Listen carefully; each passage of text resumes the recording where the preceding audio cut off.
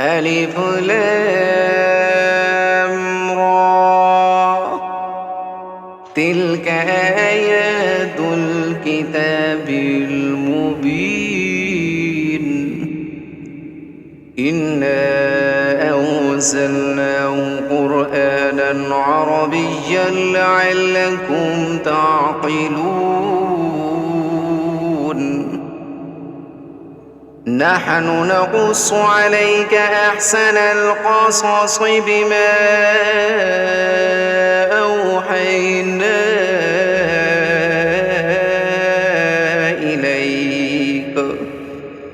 إليك هذا القرآن وإن كنت من قبله لمن الغافلين.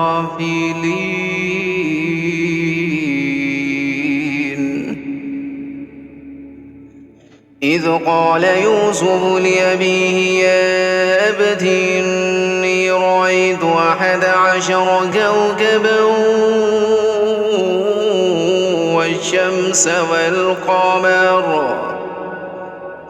والشمس والقمر رأيتهم لي ساجدين. قال يا بني لا تقصص رؤياك على إخوتك فيكيدوا لك كيدا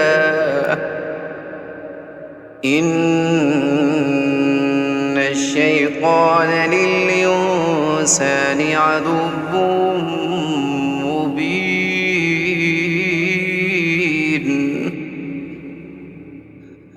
وكذلك يجتبيك ربك ويعلمك من تأويل الأحاديث ويتم نعمته عليك وعلى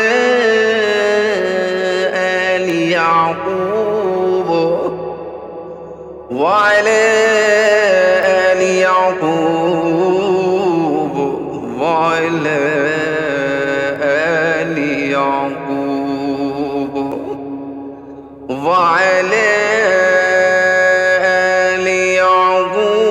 كما أتمها على أبويك من قبل إبراهيم وإسحاق إن ربك عليم حكيم. صدق الله